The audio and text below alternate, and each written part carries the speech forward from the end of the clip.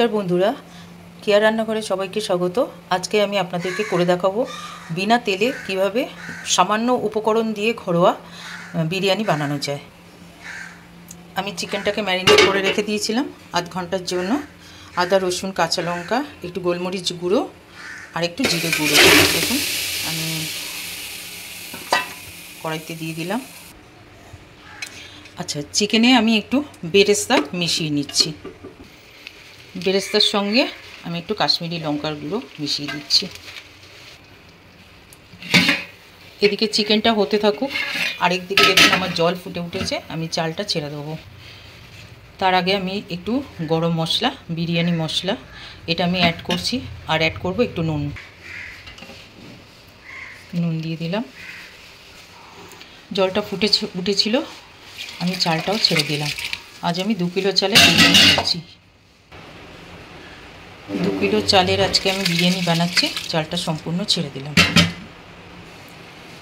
চালটা ফুটতে থাকুক, ততক্ষণ আমি একটু ঢাকা দিয়ে রাখছি।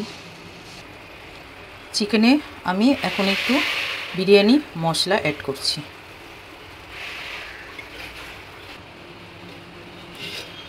ভাতটা আমরা 70% রান্না হওয়া পর্যন্ত ওয়েট করব। আর এদিকে দেখুন আমার মাংসটাও কিন্তু অনেকটাই ফুটে উঠেছে। এখানে আমি একটু গুঁড়ো দুধ গুলে নিয়েছি গরম জলে। এর মধ্যে আমি একটু মিঠা আতর, কেওড়া জল আর গোলাপ জল মিশিয়ে নিচ্ছি।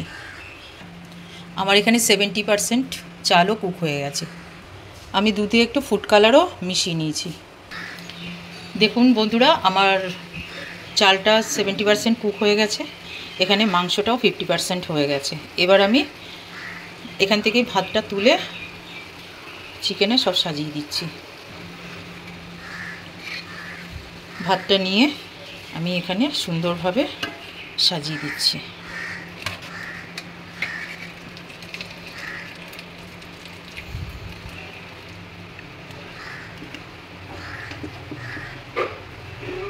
একটু স্প্রেড করে দেবেন। দেখুন আমি আলু আর বেরেস্তাটা সাজিয়ে নিয়েছি, একটা লেয়ার তৈরি করে নিলাম।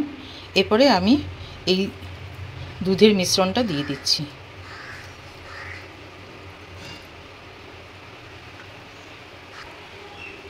আমি এখানে আরেকটা লেয়ারও তৈরি করে নিচ্ছি।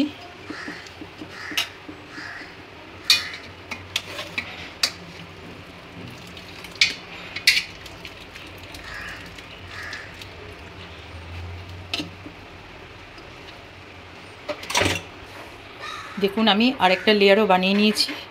এর মধ্যে আমি কালারটাকে আবার সাজিয়ে দিচ্ছি এরকমভাবে।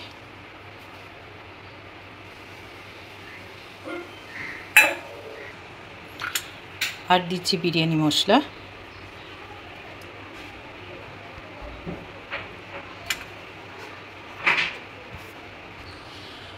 ডিম, আলু, বেরেস্তা সব দিয়ে আমি সাজিয়ে নিয়েছি। এবার অল্প করে একটু ঘি ছড়িয়ে দেবো ফ্লেভারের জন্য। আর 2 কিলো চালে আমি 1 ফোঁটা মিঠা আতর মিশিয়ে দিলাম।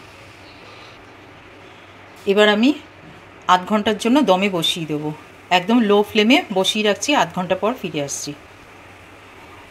ঢাকা দিয়ে দিলাম। আধ ঘন্টা পর ফিরে এসেছি। দেখুন আমার বিরিয়ানি সম্পূর্ণভাবে রেডি। দেখুন আমার বিরিয়ানিটা সম্পূর্ণভাবে রেডি হয়ে গেছে। পরিবেশনের জন্য আমি তুলে নিয়েছি। বিনা তেলে আমার বিরিয়ানিটা কেমন লাগলো আপনাদের? যদি ভালো লেগে থাকে লাইক, শেয়ার, কমেন্ট এবং সঙ্গে সাবস্ক্রাইবটাও করে দেবেন। ভালো থাকবেন সবাই, সুস্থ থাকবেন।